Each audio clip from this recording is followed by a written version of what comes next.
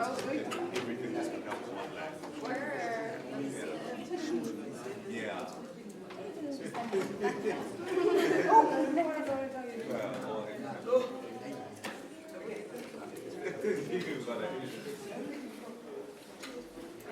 He was laughing at my questions today.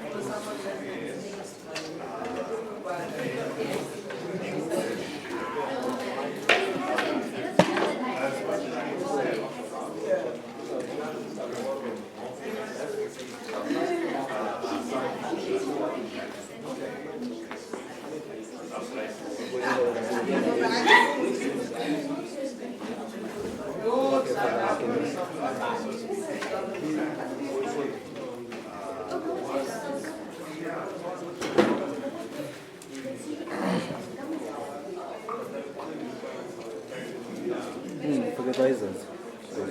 Zobacz, kupił do roku.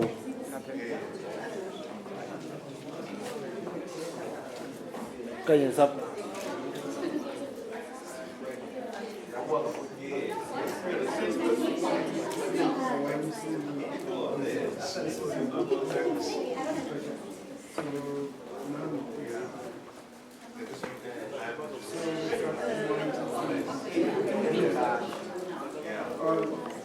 So now it's 12:01.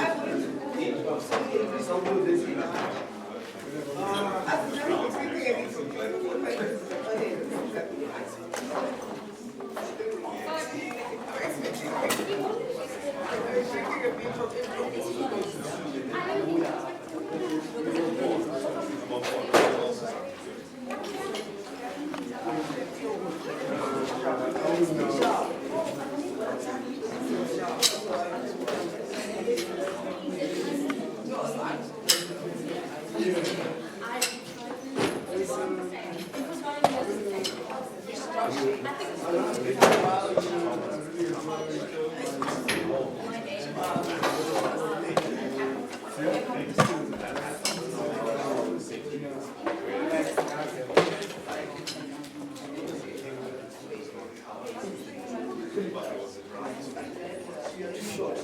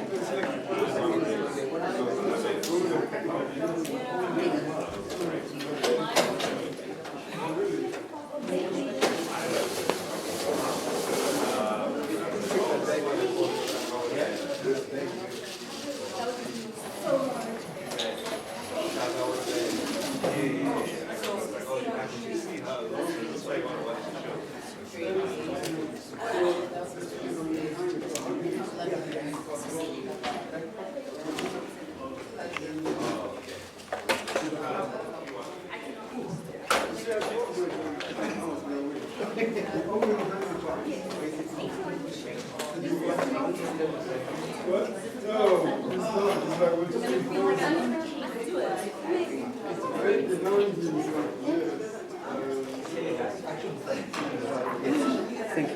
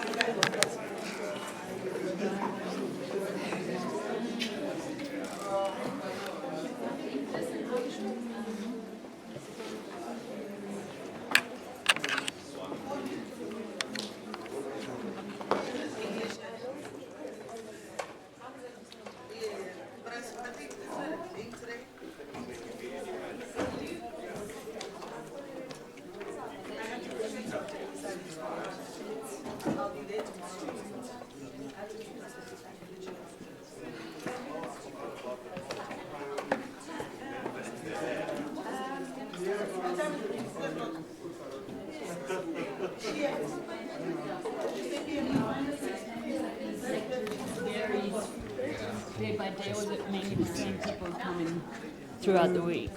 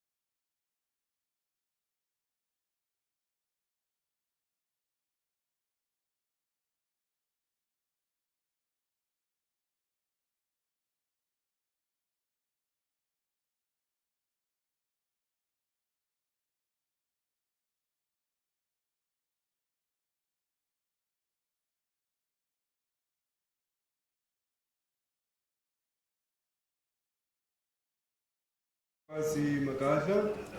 Welcome to our third lecture of our 2026 annual teaching series on the politics of United States-South Africa relations. Over the past 2 days, we've been challenged to examine and rethink the United States-South Africa relations through the lens of structural antagonism that foregrounds the ways in which modernity has been organized through the sacrifice of black life and black interests in the service of white power. This afternoon, we continue this conversation from a different register, one grounded in the close observation of political events as they unfold. Today's speaker, Ms. Rebecca Davis, has consistently exposed power dynamics that shape South Africa's political landscape while contributing meaningfully to public debate. So as previous days, today's lecture will run for about 30-40 minutes, and it will be followed by a question and answer session, which will be facilitated by Avuyile, by Avuyile Lobaza. I always call him Avuyile first name. But anyway, so it will be followed by question and answer session, which will be facilitated by Avuyile Lobaza, a postgraduate politics student. Okay, so it is now my pleasure to introduce our speaker, Ms. Rebecca Davis. Ms. Davis is an award-winning senior political journalist for the Daily Maverick. She studied journalism, English literature, and linguistics at Rhodes and holds a master's in English literature from Rhodes, as well as an MPhil in linguistics and comparative philology from Oxford. After her studies, Ms. Davis worked as research lexicographer at the Oxford English Dictionary before returning to South Africa to pursue journalism. Ms. Davis was part of the team which broke the Gupta Leaks story, ultimately leading to the removal of former President Jacob Zuma, and is well known for agenda-setting investigations and incisive analysis paired with an irreverent sense of humor. Most recently, Ms. Davis' 8-month investigation into wrongdoing at the Department of Social Development resulted in the firing of Social Development Minister Sisisi Tolashe. It is now my pleasure to invite Ms. Davis to the lectern. Please join me in welcoming her.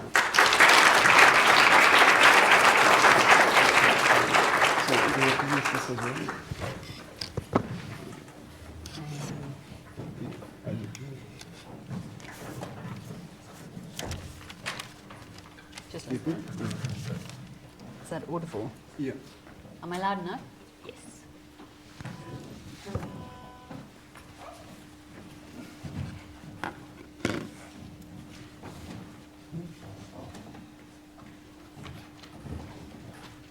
Good afternoon, and thank you so much for having me.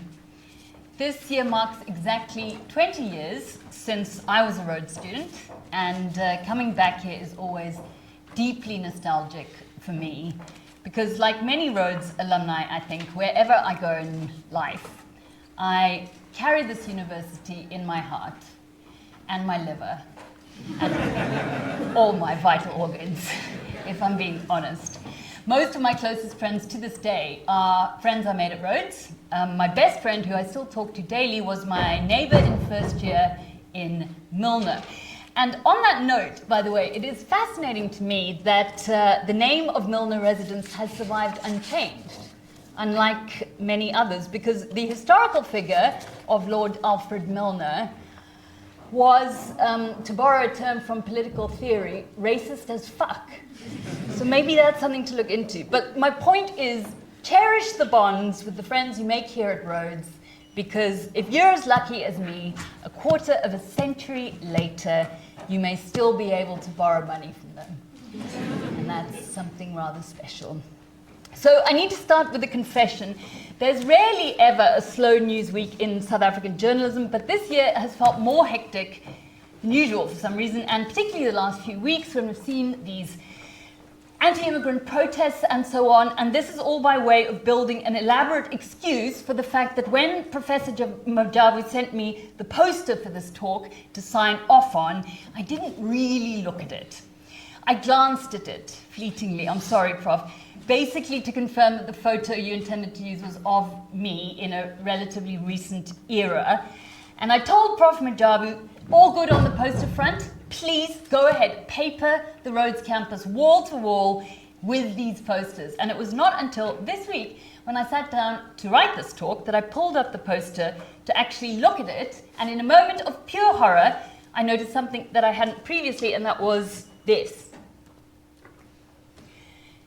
That last bullet point under my alleged publications, Afrikaners in the New South Africa, Identity, Politics in a Globalized Economy. Now, the thing is, in 2009, I was a bartender, and while there are periods around this time which are admittedly quite hazy in my memory, I can confidently say I did not, in fact, author that scholarly tome.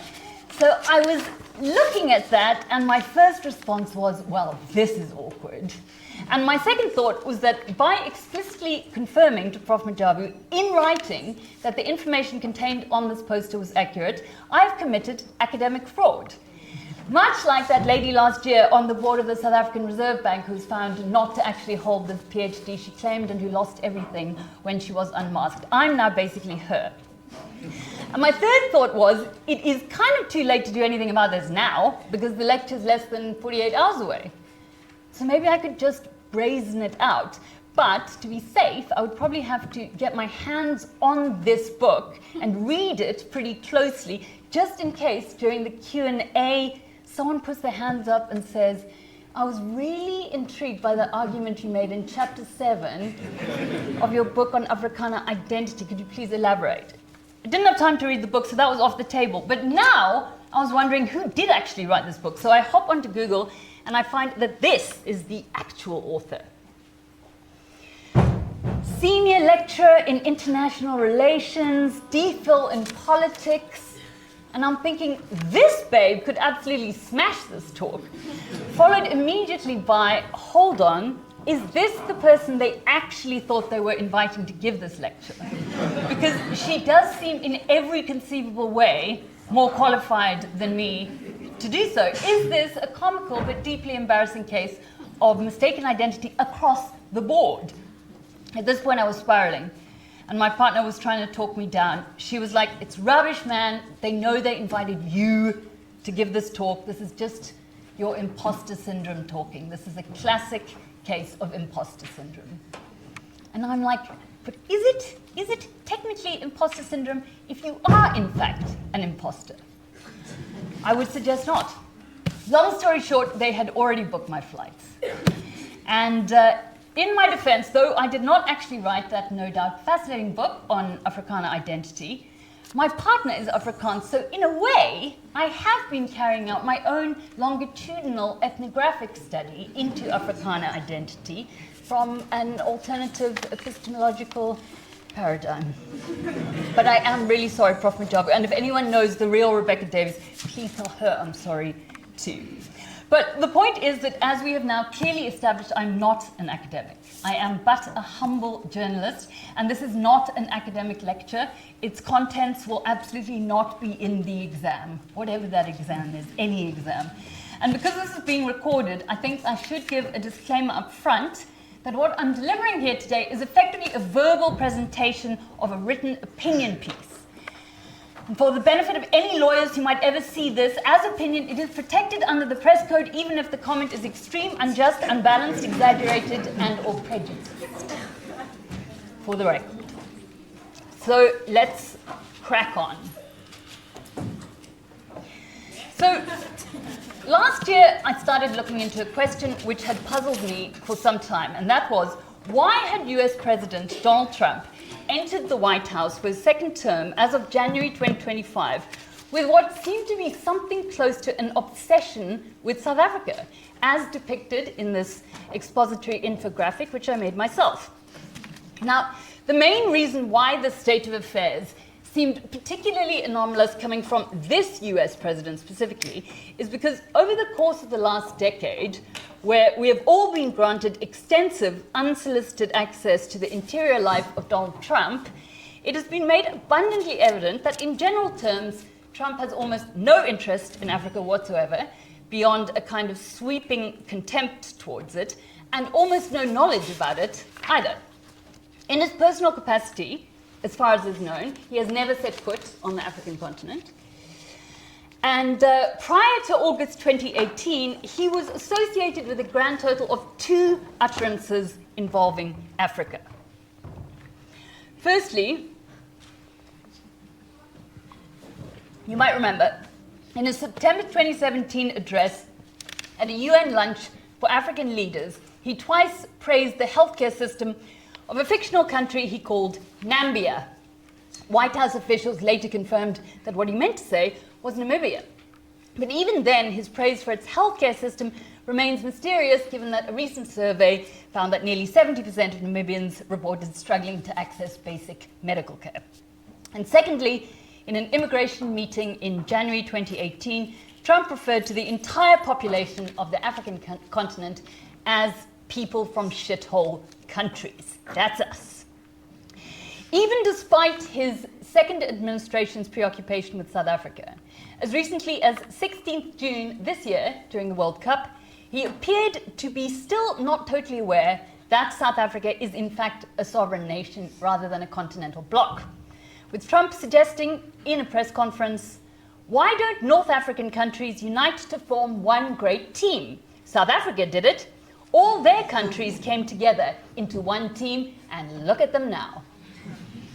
In reality, as we all sadly know, if a Bafana Bafana player had the slightest hint of origins from another SADC country in the current climate, the World Cup loss to Canada would have been blamed entirely on that one man, and he probably would have been met at our OR Tambo by a bloodthirsty mob personally led by Jacinta Ngobese Zuma. In conclusion, I believe it is empirically fair to say that Trump, as a general rule, knows almost nothing about the continent of Africa and cares even less about its individual countries, and this found reflection in his first administration. Appointing an ambassador to South Africa, for instance, was so low down his priority list that his eventual pick, Lana Marks, would end up spending only just over a year here due to being deployed so late in his term. But in August 2018, something unexpected happened. The first and only hint in the initial Trump administration of the fixation that would come to apparently consume him 7 years later when he was taking office for the second time. Out of nowhere, on the 22nd of August 2018, Trump posted the following tweet. This was, in fact, the first time ever that Trump had even used the word Africa in a presidential tweet. So how on earth did this particular thought suddenly implant itself at this particular time in the lonely, echoing wasteland of Trump's mind? As so often the case in the first Trump administration, the answer can be contained in 2 very simple words: Fox News. In particular, a segment from Tucker Carlson's show aired that same night, which criticized South African land reform and claimed white South Africans were being targeted. But further down the rabbit hole we must go, because where did Tucker Carlson get this narrative from?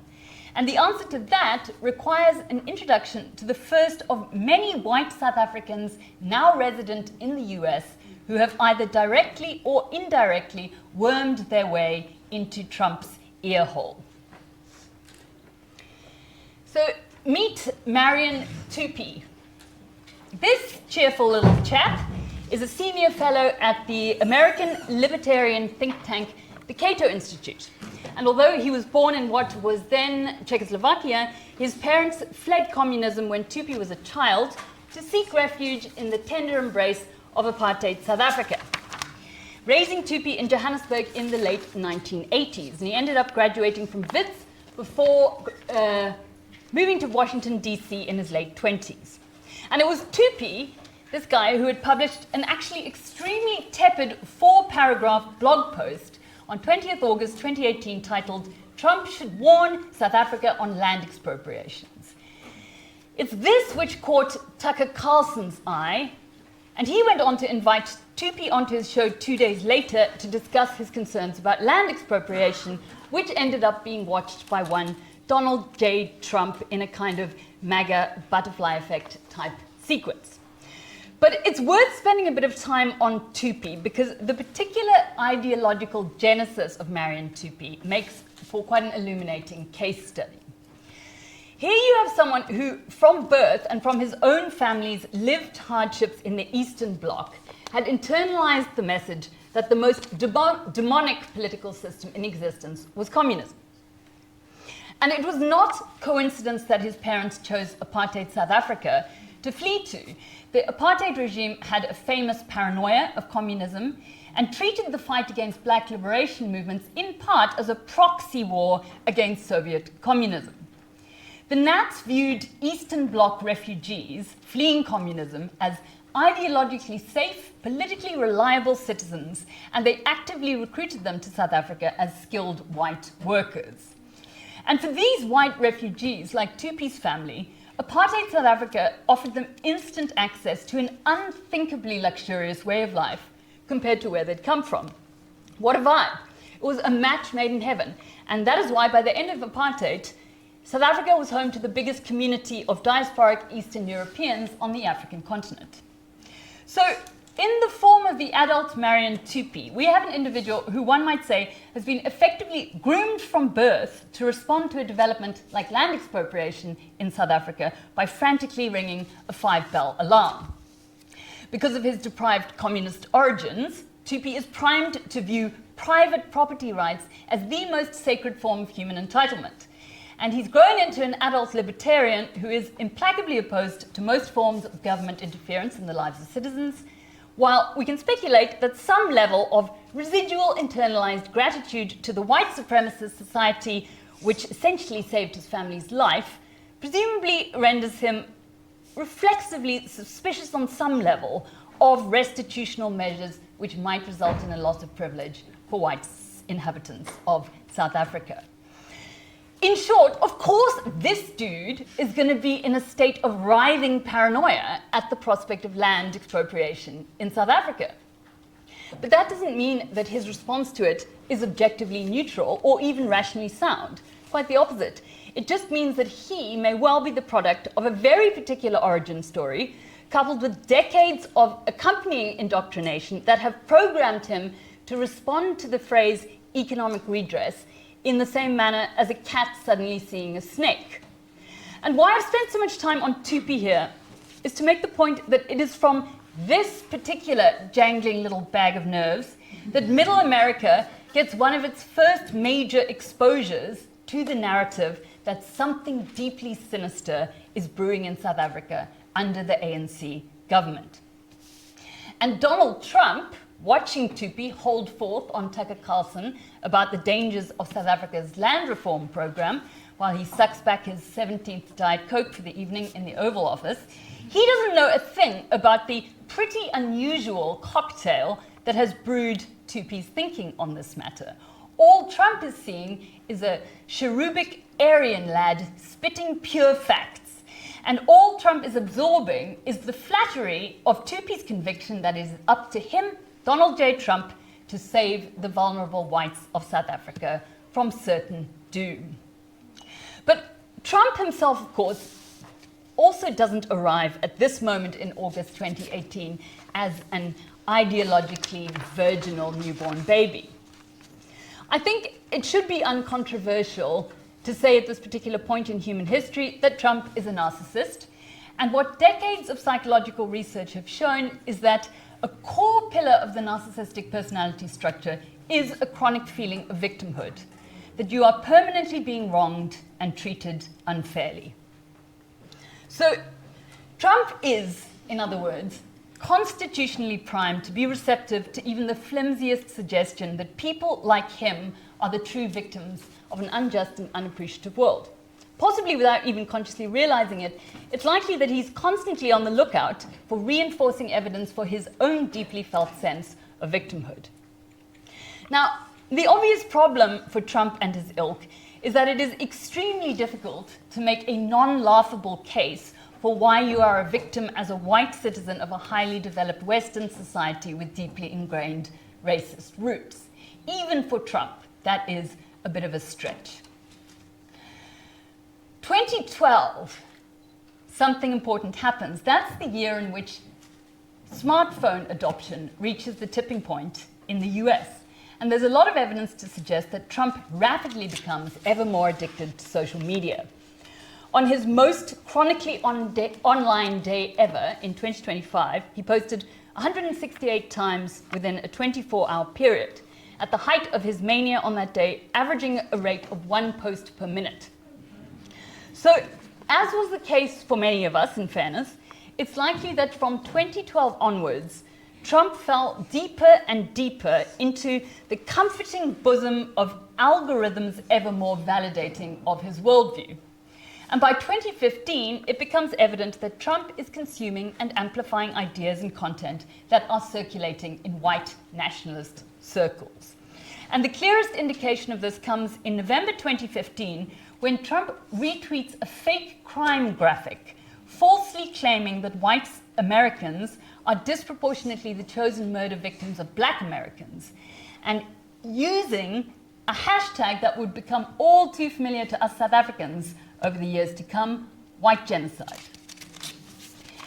So it's important to note here that the term white genocide, as much as it has become one of our most beloved national catchphrases, did not originate in reference to an entirely imaginary extermination campaign against white South Africans in particular.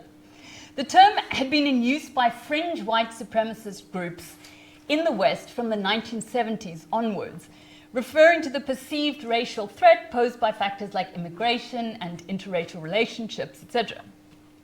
So the concept of white genocide had been tripping off the tongues of loony neo-Nazis in the US and Europe for decades.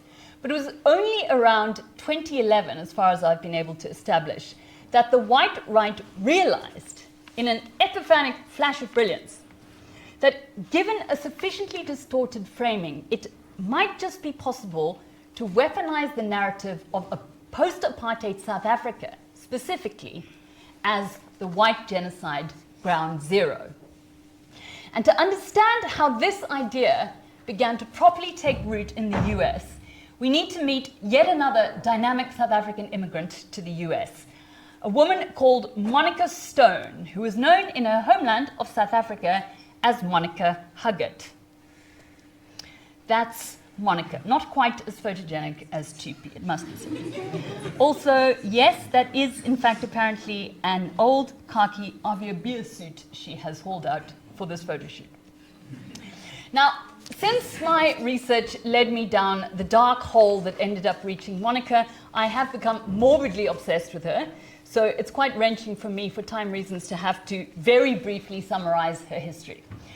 She was a key member of a white commando terrorist cell in South Africa in the late 1970s, which carried out bombings to protest against racial integration. And it's worth pausing on that for a beat to consider just how sociopathically racist you have to be in the 1970s in apartheid South Africa to believe that racial integration is being unacceptably tolerated by that society. But that's Monica for you. I'm going to sadly have to skip over a significant number of jaw-dropping biographical details to fast forward to Monica circa 1993, where she emerges as a prominent member of the Aviabier. And Monica, who's a real go-getter, it must be said, personally places ads in Eastern European newspapers recruiting neo-Nazi mercenaries to support her ambitious terrorist plans in South Africa.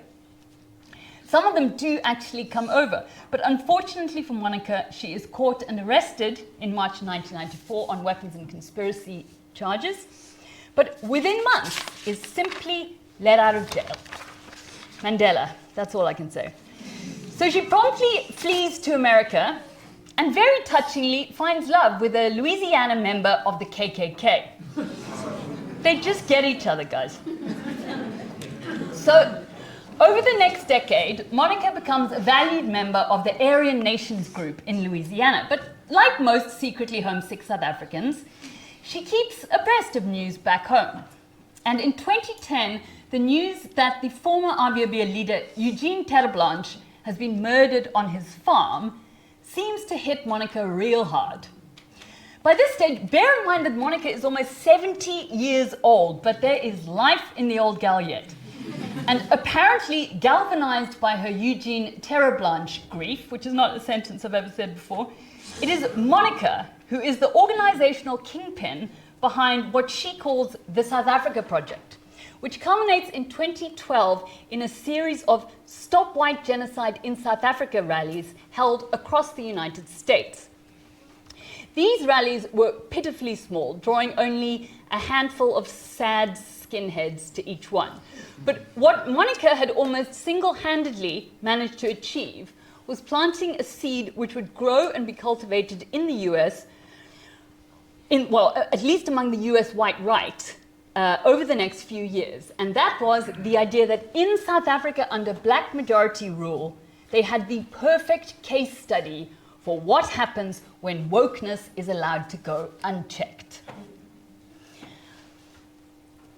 Now, by 2015, as previously mentioned, Donald Trump is finding himself increasingly at home in an online ecosystem where the concept of white victimhood in South Africa and elsewhere is repeatedly reinforced, validating his congenital instinct that the system is rigged against him, despite a truly ludicrous volume of evidence pointing to the exact opposite. And by 2016, Trump is now sufficiently comfortable in this ideological milieu that he appoints as CEO of his election campaign the white nationalist Steve Bannon, best known for running the website Breitbart News, which provides a welcoming platform for racist, xenophobic, anti-Semitic tirades and conspiracy theories. And at Breitbart, Bannon's second-in-command since 2011 has been his trusty editor-in-chief, who is, and you'll never guess this, another white South African, Mr. Joel Pollak. So Pollak was born in Johannesburg, but his parents later emigrated to the States, where he claims he thrived. But the siren song of South Africa still seemingly called to him, because he returned to do his master's at UCT, and he went on to work for 4 years as the chief speechwriter for a little-known South African political figure called Tony Leon. Pollak claims he was a radical lefty until this stint back in South Africa in his 20s, which he describes as shattering his left-wing worldview, mainly as a result of what he saw as the growing anti-Israel sentiment from the ANC and South African society. So he returned to the US as a hardened conservative, and as a proud, lifelong Zionist, found a perfectly logical editorial home at a website notorious for deploying anti-Semitic dog whistles wherever it could, Breitbart News. But as long as it makes sense to Joel, that's all that matters. When Donald Trump takes power in January 2017 for the first time, white nationalists worldwide are emboldened by Trump's evident flirtation with white right ideas and by the proximity of figures like Bannon to Trump. And Breitbart News is similarly galvanized. By October 2017, this outlet begins pumping out articles about farm murders in South Africa, many of which are authored by Joel Pollak. In this newly receptive political environment of the US, South African white nationalist groups like the Saidlanders quite literally go on tour almost as soon as Trump has settled into the Oval Office, selling the story of South Africa to Americans as a place where innocent, hardworking white folk are being robbed of their land and their lives at the hands of a vengeful and savage black government. The Saidlanders, admittedly, remain a fringe group, but their tour is followed in 2018 by the onset of a dedicated US lobbying campaign by representatives of an organization which is far more media savvy and far more palatable to Bible Belt American TV audiences, AfriForum, whose ambassadors are extremely polite white men in suits and ties who have a far more sophisticated awareness of the linguistic red lines they cannot cross, while still hammering home the narrative of white South Africans as victims of persecution. And these campaigns will be aided over the next few years in the States by a growing backlash against domestic political movements like Black Lives Matter, which are obsessively smeared by right-leaning international media outlets. And although Trump will be ousted by voters temporarily in 2021, in October 2022, something will happen which will seem later to be decisive in continuing to shift US political discourse ever further to the right. And that something is the purchase of Twitter by, and you're not going to believe this, a white man with South African origins. Elon Musk has said that he bought Twitter in service of his self-perceived messianic campaign to save the world from the tyranny of politically correct censorship. And one of the first things he does is to unban the Twitter account of Donald Trump. Under a general relaxation of moderation and hate speech rules, it doesn't take long for Twitter to become the cesspool it is today, where you can be idly scrolling for satisfying banter about the USA's World Cup loss to Belgium and find yourself unexpectedly suddenly watching a graphic snuff movie. Now, Elon Musk, as you might know, explicitly instructed Twitter's developers to tweak the algorithm in order to ensure that pretty much all users were forced to see his own tweets. And his is now the most followed Twitter account in the world, with over 240 million followers. Now, it brings me no pleasure to say this as a journalist, but the comparison between those numbers and that of traditional media is stark and chilling. To give you some idea, in the run-up to the last presidential election, CNN was averaging around 800,000 viewers a night. Elon Musk has access to 240 million people forced to read his every thought. And one of the things for which he has used his access to this enormous global audience is to broadcast his personal criticism of the South African government in what has seemed to be an escalating campaign, kicking off in earnest around July 2023 with Musk's tweet that they are openly pushing for genocide of white people in South Africa. Now, that date of July 2023 is not arbitrary.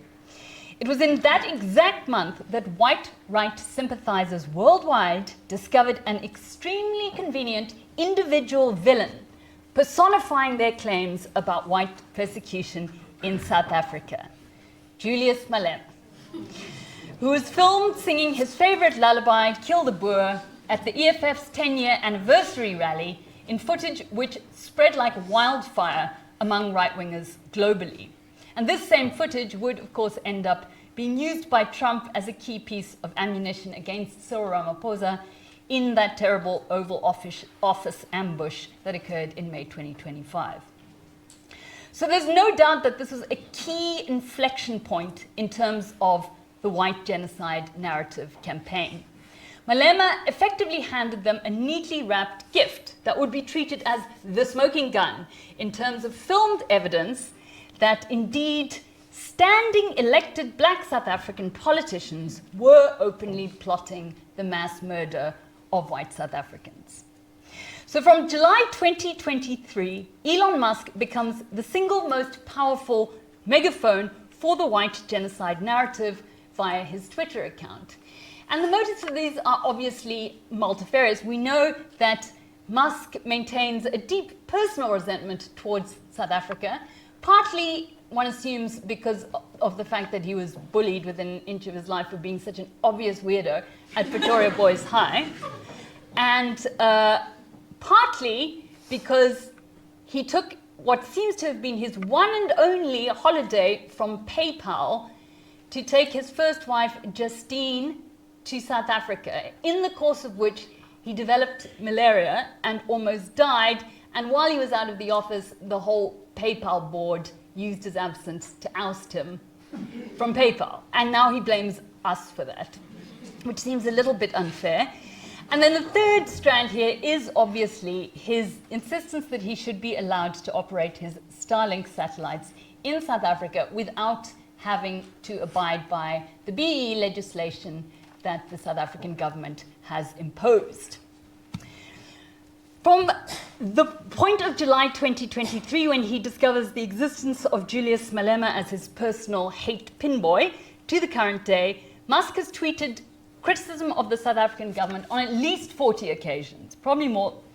And after publicly endorsing Donald Trump's presidential campaign in July 2024 and donating at least $288 million to his campaign, he is installed, at least for a period, because as we all know, that bromance will eventually dissipate, but he's installed at least for a period as one of Trump's most trusted advisors. So by the time Trump takes office for the second time in January 2025, there are a number of other influential men within his political orbit, all of whom have personal ties to apartheid South Africa, all of whom share a politics centered on white grievances and a conviction that the political climate has been allowed to drift simply too far to the left. I don't have time to deal with all of them in detail, but in addition to Elon Musk and Joel Pollak, who have already met, on the left there we have tech mogul David Sacks, also part of what is known as the original PayPal mafia. Sacks was born in Cape Town to parents who later emigrated to the States, and he, as early as 1995, so he's a really early adopter of anti-wokeness, co-authored a book titled The Diversity Myth, in which he essentially whinged about having to share a university campus with people of color. In the Trump era, he has emerged as one of the leading right-wing voices in the US, and Trump appointed him as his main tech advisor for his second administration. And Sachs's longtime friend is the tech billionaire Peter Thiel, pictured on the right here, who spent formative years as a schoolboy living in, guess where, apartheid South Africa, and what is now Namibia, while his father worked on the apartheid government's nuclear project.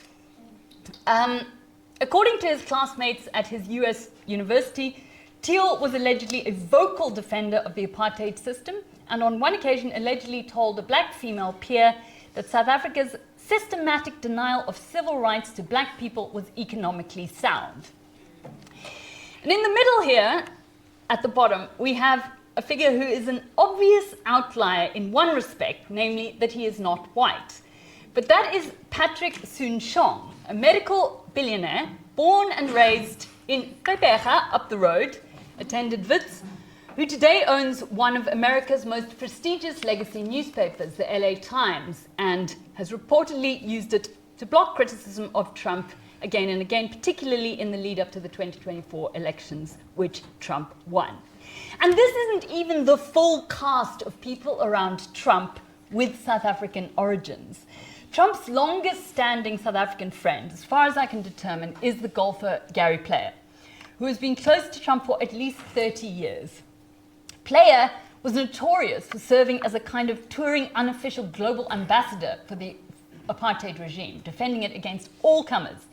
In a 1966 memoir, he described black South Africans as, quote, alien barbarians, which I think is all we need to know about the political thinking of Gary Player.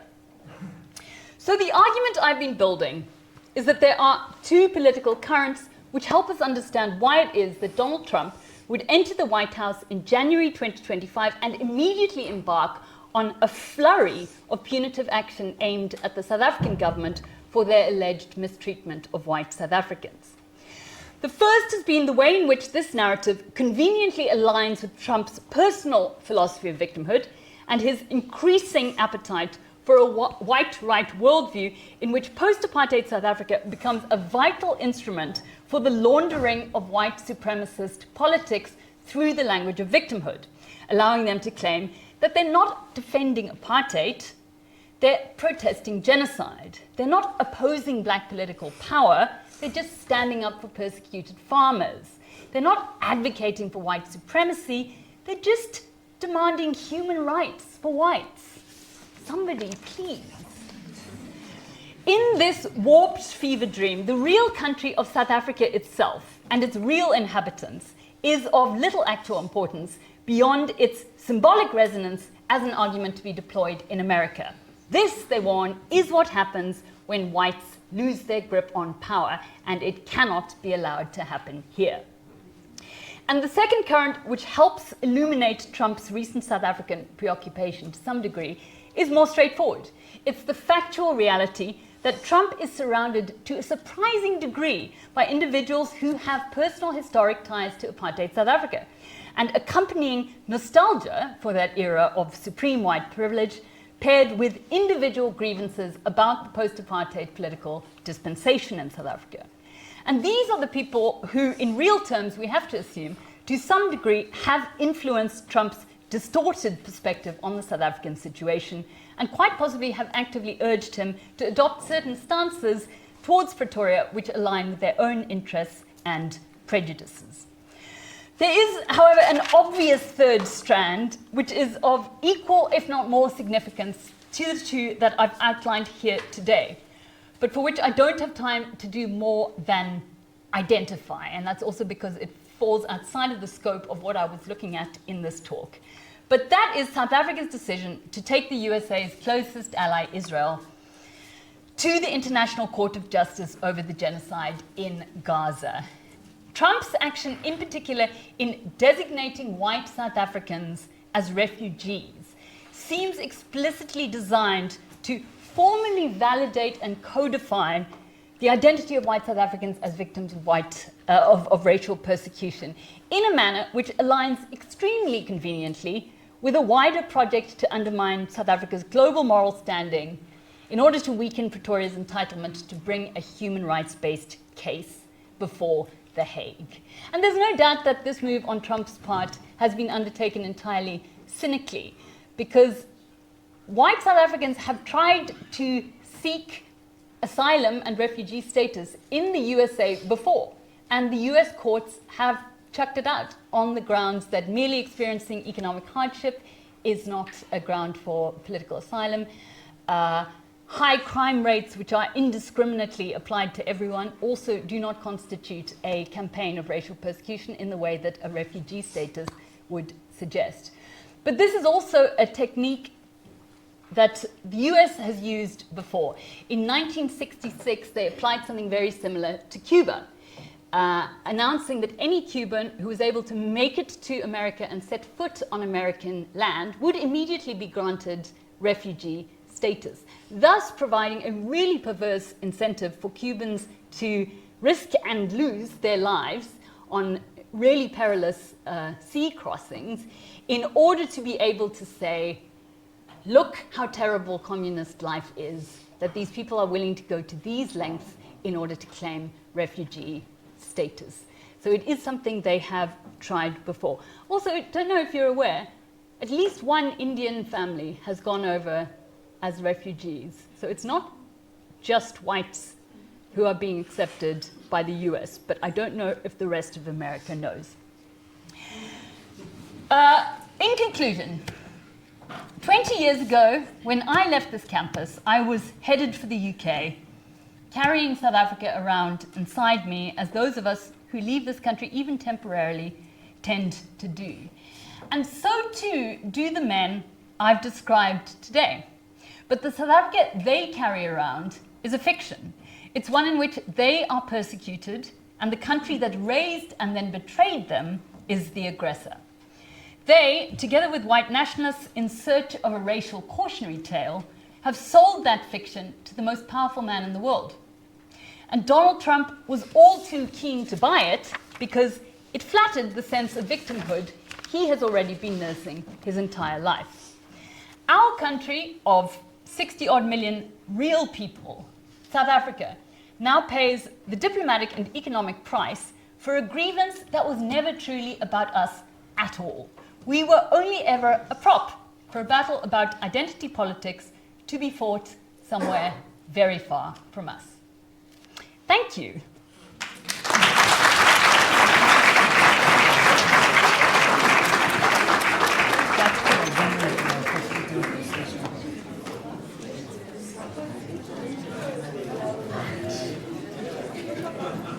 Thank you very much. So I'll be facilitating the question and answer series. So for the first round, I think I'll take 3 hands. So I'll try to do this as quickly as I can so that we can get the most out of this session, because I think we might have some brewing questions out of what we just got now. As it was said, it was not a lecture but a talk.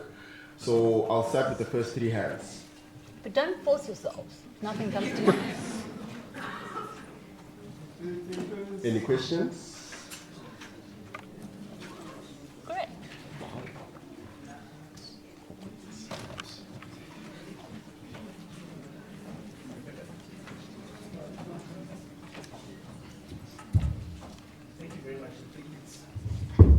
Just, yeah, I think that's good. Rebecca, thank you so much for your work that's gone into this. It's so illuminating. In your perception or your understanding, does this look like a broader coordinated effort? Right? Like, so it, and I don't want to be a conspiracy theorist about it, but there's a sense to which you get a sense that there might be a bigger picture and an organized body that coordinates all of this. And I mean, I'm just trying to connect the dots between your input and Dr. Msimang's input yesterday. I think we're working quite hand in glove together in terms of the picture that you're. What is the big picture that you're seeing? What does it say?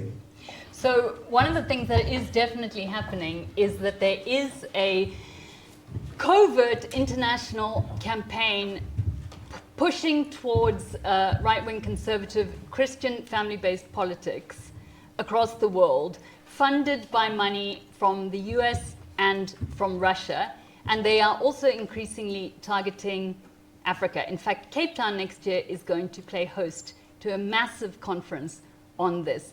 And that is a coordinated campaign. That is one in which countries are encouraged, for instance, to sign a pledge committing to never adopting abortion rights.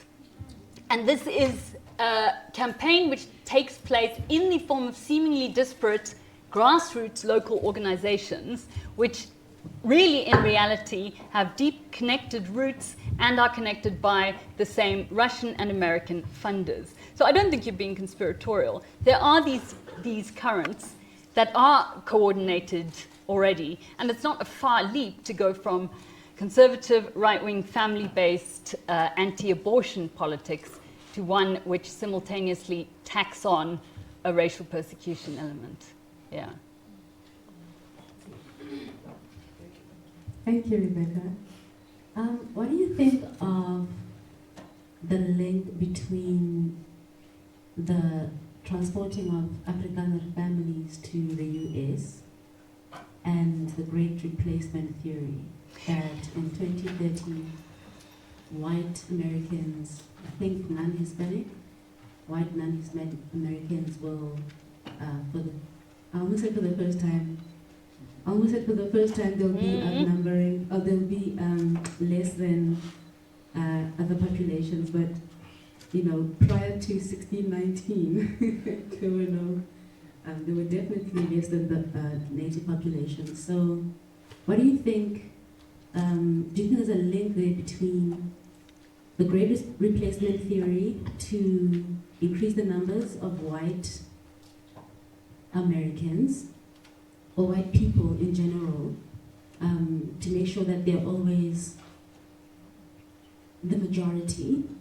And on the other hand, the abortion link, that restricting abortion rights is also a way to keep the white population from receding in population numbers. 100%. Thank you for raising that, because that is actually one of the key currents. Elon Musk, as we know, this is one of the issues that he's obsessed with, this idea that a declining birth rate in the West is going to lead to civilizational collapse. He never talks about all the parts of the world where the birth rate is by no means declining.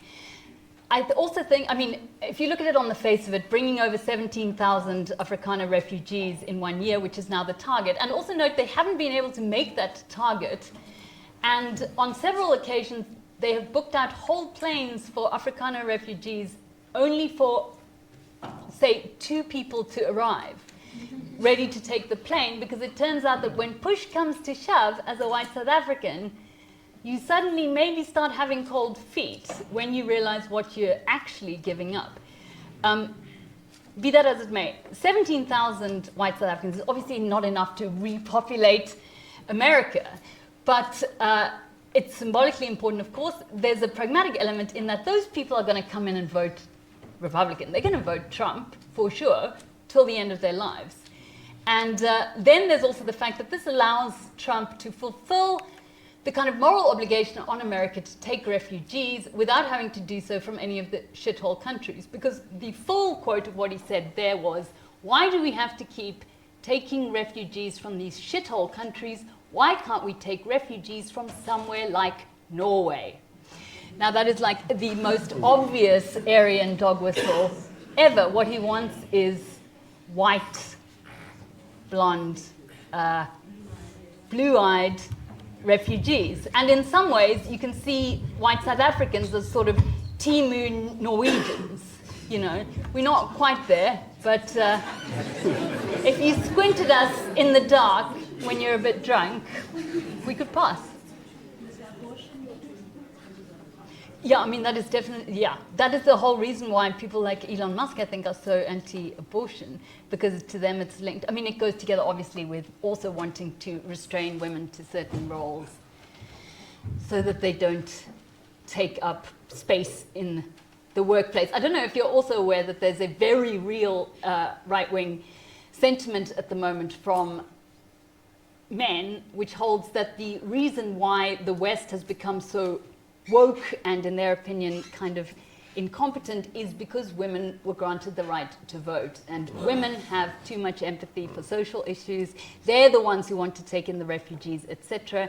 And you'll see it being voiced more and more openly on social media once you're aware of it. Men just saying, this is the reason why women shouldn't be allowed to vote now. It hasn't quite coalesced into an overt campaign, but watch out, that is coming.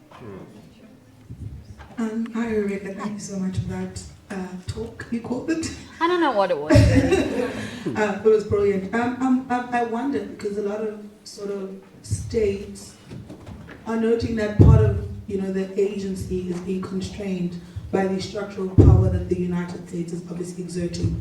So I'm kind of, you know, when we're thinking about South Africa, and sort of how you outline the structures and the key players, most of whom have roots here, effectively what agency do South Africans and ordinary black people have in being able to disrupt this narrative?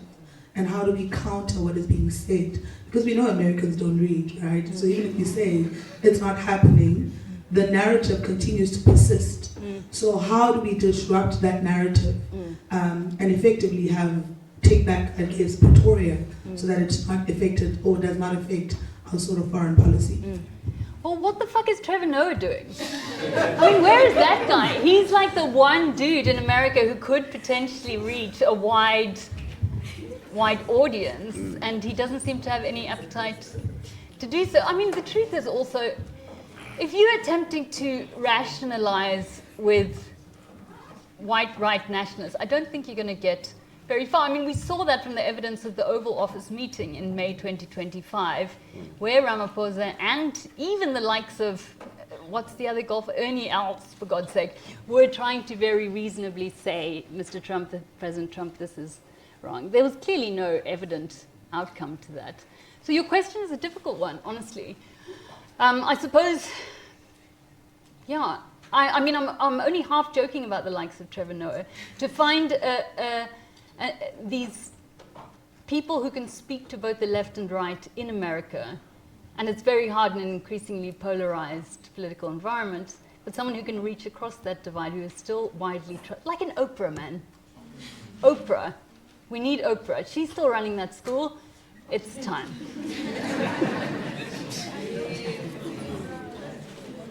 I think I have a question of my own now. I think from your talk that you just gave, over the years there seem to be a huge number of South Africans that are white conservatives that tend to seek safe haven from America.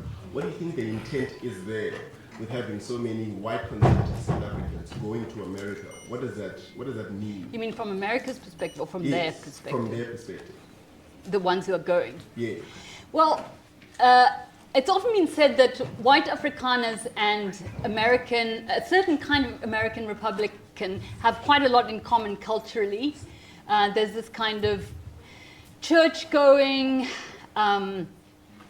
gun-toting, I'm very broadly stereotyping here, obviously, please understand I don't mean all Afrikaans people. But there are overlaps between that culture, even the kind of music, kind of traditional shared values. So I think there is a sense in which somebody who is really disenchanted with their life in Potch or whatever could go somewhere like Alabama and find themselves not necessarily feeling particularly culturally displaced, and also constantly validated in political views which you're allowed to express in a far more overt way there than you would here in our woke hellhole. Thank you so much for that beautiful picture that you painted. Even if you connect it from what you got yesterday, it gets a bit scary because it is clear that we are dealing with a well-coordinated network that seeks to undermine basically the country and its sovereignty. And if we really take it seriously, it makes it difficult to see things randomly. And if you may allow me to push it to another speculative terrain, we've just seen a rigorous organization by a movement with the most random people that we've never heard of before. I wonder, in your connecting the dots, do you come across anything that can help us connect? Where do these people get their funding? Because they randomest member of the community, but then they were like organizing so well and flying each day to a different country, to a different province, I mean. Thank you. I'm really glad you mentioned that. Actually, I was hoping somebody would, because there are obvious parallels, and you're right, it's easy to become conspiratorial. I have actually tried to look into Jacinta Ngobese Zuma's funding, because all we know publicly is that March and March had one public crowdfunder which ran for 6 months from August last year to February this year, and it raised 13,000 Rand in total. That is not enough. But there is also the reality that Jacinta Ngobese Zuma, while being preoccupied ostensibly with the plight of predominantly township residents competing for scarce resources, is herself nowhere near that living milieu, right? She lives in an 8 million Rand La Lucia mansion bought by her husband in 2023. Her husband is extraordinarily wealthy in his own right as a lawyer who also benefits from a lot of state legal work. So they have money independently. Whether they genuinely feel so passionate about this cause that they're willing to spend their own money seems unlikely.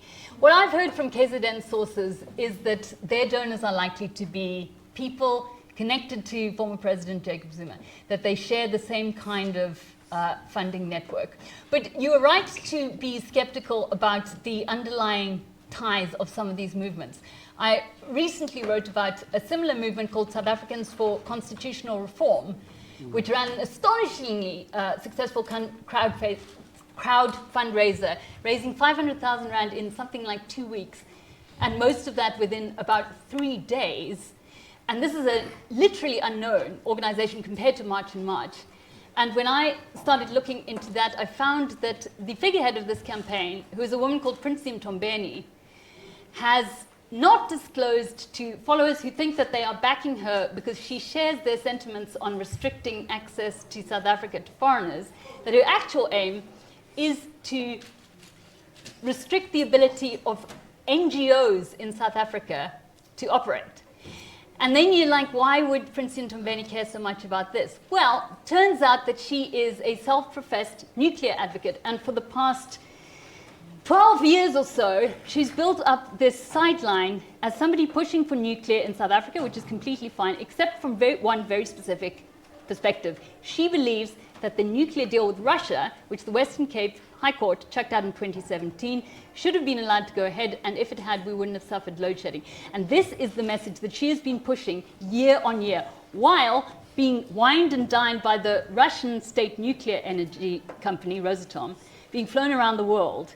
So there's little doubt that Princey Mtombeni is receiving some measure of support from the Russian nuclear company, whose interests this xenophobic campaign serve, because they allow it to bundle in a separate request, which is that NGOs not be allowed to take the government to court over issues like nuclear procurement, because you might recall the only reason the nuclear deal was stopped was because environmental NGOs went to court and chucked it out. And that is why those NGOs are now in the sights of this woman who is disguising that actual aim as a wider xenophobic campaign to tap into the current anti-immigrant trends. So there's definitely lots more undercurrent stuff to be dug up there. And trust me, we are trying. We are. All right, so we'll take two last questions. Nicole first and then Prof.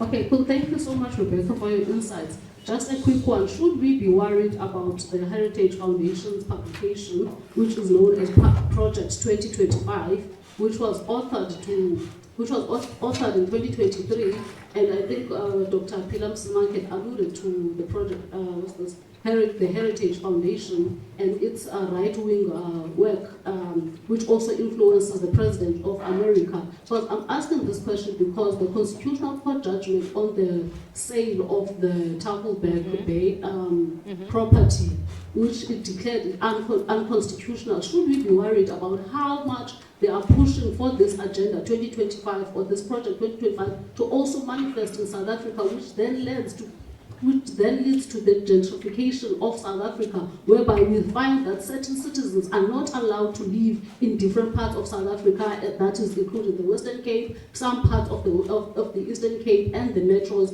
And we're also seeing another move by that silly organization known as the Democratic Alliance, which has nominated Helen Zille as its mayoral candidate. Should we be worried about this gentrification and its move to how it manifests itself here in South Africa, which we can then see a version of the United States of America manifesting itself in certain African countries, especially South Africa? Thank you. I mean, yes, I think that Dr. Msimang is probably best placed to answer the question about the Heritage Foundation. But I would suggest that the DA is doing enough of a good job at this without needing the Heritage Foundation's support. Cape Town is already increasingly unaffordable for a very all but a very specific tier of society. So if that is the ultimate goal, I can't see why they need the Heritage Foundation. All they need is their continued insistence that the markets cannot be tampered with in any way in order to introduce any kind of relief for those who can't afford to live in Cape Town. So, yeah, I mean, it's valid, but it's already happening. Thank you so much, Rebecca, for this fascinating and disturbing genealogy. I'm just wondering, are there any voices in South Africa, in the US, that are speaking to each other as a kind of, as a sign of how this Trumpist fascist moment can be turned around? Perhaps not so much to convince the racist, but as a counter movement, because I do believe that, you know, even these moments, we can build a counter movement towards the futures that we want. How do we turn this around? You mean in terms of cross-border collaboration between activists here and activists there, or? Correct. I don't know, actually. It's a very good question. What I do know is that the Democratic Party in the US, because they've had years of kind of reverse programming, they remain highly skeptical of basically any white South Africans attempting to lobby in Washington. So AfriForum, for instance, is not going to get a meeting with the Democratic Party, even in its current quite milquetoast form. And I mean, that, for one, gives me some reassurance. They are still stuck on, you know, the era of Mandela, and they can't countenance an alternative white narrative there. I should look into that, though. I hope that is happening. I'd be heartened. All right. Thank you, Rebecca, for that wonderful lecture. So our fourth lecture is tomorrow at 1 p.m. in this venue. We look forward to welcoming you back. Have a good afternoon.